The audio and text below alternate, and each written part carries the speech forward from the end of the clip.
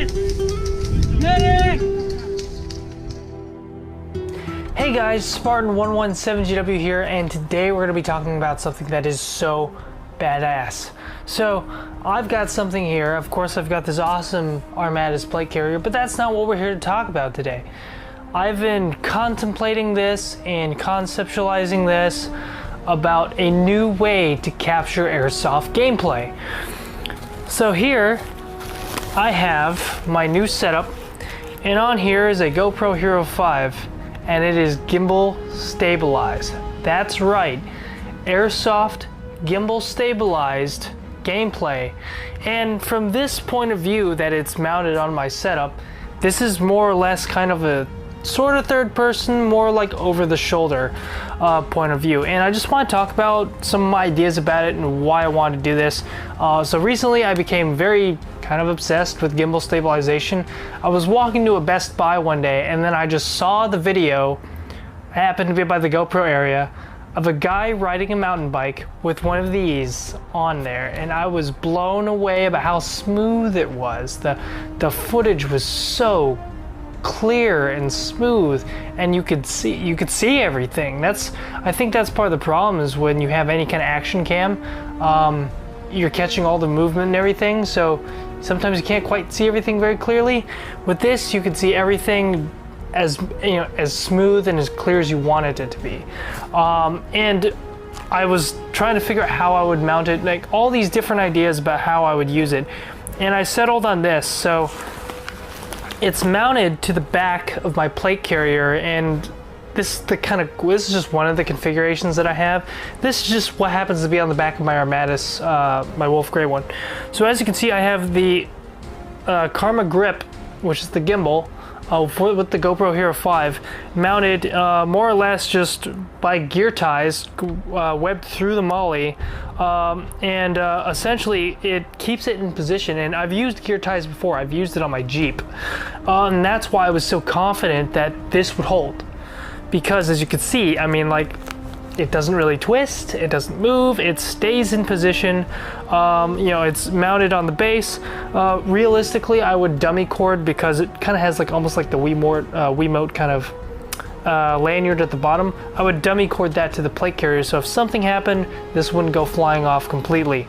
Of course, what's really cool about the Karma grip, and other than the stability, one of the reasons why I chose it, well, it's kind of made for action sports, a little more ruggedized, a little bit beefier. Also, the built-in functionality with the GoPro, both the on-off mode and the modes, the record, the instant record, the highlight mode, and of course tilt and stuff like that, and the fact that you can charge the GoPro through the gimbal with a battery pack. So you have a battery pack, and you have a good battery pack, you can keep this as long as you want running, to be honest. And I have a 128 gig SD card in the GoPro, so I can do like 8 hours straight if I really wanted to. In this current configuration, this one will give me like a couple extra hours worth of gimbal time. The GoPro has a 2-hour battery in it. The gimbal's got a 2-hour battery built in the stick. But with this, I really don't have to worry about anything going on with the battery in the gimbal. It's got a couple lights on it, which are about 25% per if you were just running around with the gimbal by itself. And as you can see, with this setup, I even got space for an extra mag, so it's actually very useful. Now, one thing to note is that I wanted a third-person or over-the-shoulder gimbal cam that didn't stick out too much. There's a lot of great solutions guys have out there. A lot of guys do some really cool stuff. I just wanted something that didn't stick out too much. And so this really stays within the frame or silhouette of my body. And one thing I was kind of worried about is, well, how does it work with helmets? Am I going to be bumping this all the time? Now, if you go really crazy, you've got a really long net, you might bump it. And of course you might bump like foliage and trees and stuff like that, but it auto corrects really well. The motors and the gimbal are pretty dang good quality. And with the helmet, especially high cut like an M-Tech or anything like that, I didn't really have any problems at all, really. You're just running around. And what's great is when you go prone, the gimbal stays straight. When you're running around, when you're tilting, checking corners, everything is level, it's smooth, it's beautiful. I absolutely love it so far. And the way the whole mount base and everything. The functionality is great. Now, is it perfect? Not quite. The Karma has some issue. Well, not the Karma, the GoPro in general has issues where sometimes you'll press something and sometimes the GoPro won't go on, or sometimes it won't record or whatever. So a couple quirks here and there. That, and I'm not gonna lie, the GoPro Hero 5 does not have the best audio. So if I were you, I would still run a helmet cam. And I don't really consider this a complete replacement for your helmet cam, because obviously I have it on one side, I can't see on the other side. And a helmet cam is really nice when you're looking down around a corner and stuff like that.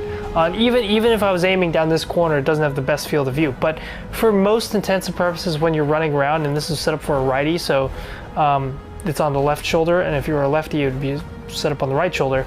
That gives you the best field of view. One of the reasons why I went with this is because I want you to be able to see and get context about what I'm doing, what's going on, but also get a really cool, very clear visual of what's going on in the world around me. And it almost puts me more into the video or into the environment, so that it almost looks like I'm floating around within the screen. It's really, really cool. And I love the functionality, and I love how it essentially looks. I like to call this, and I'm dubbing this right now, the Pred Cam. Why? Because it's very reminiscent of the Predator's plasma cannon, where it kind of like follows and tracks and stuff like that. It's so cool. I mean, the only thing I can even think that's even close to this is like something from Aliens and stuff, where they got like the sentry guns and stuff like that. But it's a very clean setup.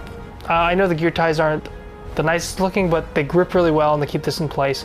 And that's more or less it. It's pretty straightforward and simple, and as you can see, it is fantastic. I'm really excited to get footage of this. I used this recently, Op34. The GoPro doesn't do like dark. Like if there's no light like inside of Op34, then you might have some issues, but outside it was working fine. And I'm gonna be using this at Wildlands this weekend, but this is a really fantastic setup. I'm really hoping that this kind of pushes Airsoft gameplay in a new direction. You know, I could be that guy and just keep all the information to myself, but I kind of want to give you guys the information. So I would love to see what kind of setups you guys come up with this, because, you know, one way or another, when someone starts, you know, using a new camera or new equipment, everyone eventually starts using it anyways. But I figured I'd tell you guys about it, show it to you guys how I have it set up. I'm really excited about this. This has kind of reinvigorated my love for Airsoft gameplay. That's one thing I've kind of been lacking recently, but partially because I've been waiting for something like this to really reinvigorate that love for capturing the moment, and its gimbal stabilized footage is so beautiful. So that more or less covers this. A couple other things, if you got questions about it, I'm gonna try to answer as many questions about this as I can. I have questions on my Facebook, I have questions about on my Instagram and stuff like that. Oh yeah, just so you know, ballpark price, the gimbal itself is like 300 bucks and the GoPro retails about 400, so you're looking at like a $700 investment. But if you do a lot of gameplay and you got some money and extra, you know, tax money left over, this could be a worthy investment. And it's also cool when you're adventuring and you're traveling too. You can just use the GoPro gimbal as you would normally would, or any other person would outside of the tactical world. Fun fact, my buddy from the Marine Corps, Matthew Callahan, who is known as Galactic Warfighters, he takes all those really cool Star Wars, you know, warfighter kind of pictures. He is really interested in the setup, so I would love to see this setup be used in a real combat environment or in a training environment. It's so cool, and he, you know, he's a film guy, so I'm really excited to see if he does anything with it. Also, one last thing. Because of how it is and where it sits, you definitely, even though it's as low profile as I can get it, you do have to be aware of where it is when you're going through pipes and foliage and, you know, areas where there's things sticking out. So you have to be aware of that. But last few things, make sure to check out Mad Duo at breachbangclear.com. I believe you can use the code Spartan117GW, get you 20% off Breach Bang Clear. Also, I have a thing going on with Focus Factor. It's a gaming energy drink. It's really, really cool. That thing will get you wired for a while. And it tastes pretty good too. They actually introduced mango recently too, so make sure you guys check that out. There's even a bottle with my face on it. It's pretty damn cool.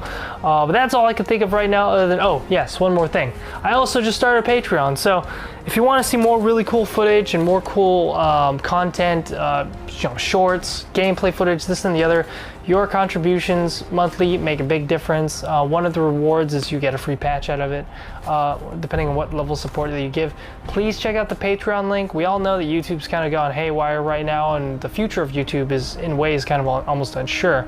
But I really appreciate your guys' support. I want to make good content for you. For me, at the end of the day, it's pretty much it, making good content for you, seeing what you guys think, and just having fun with it. So looking forward to playing with you guys out on the field, or seeing you guys at the next event. Thank you guys for watching. This is Spartan117GW. I'll see you guys next time.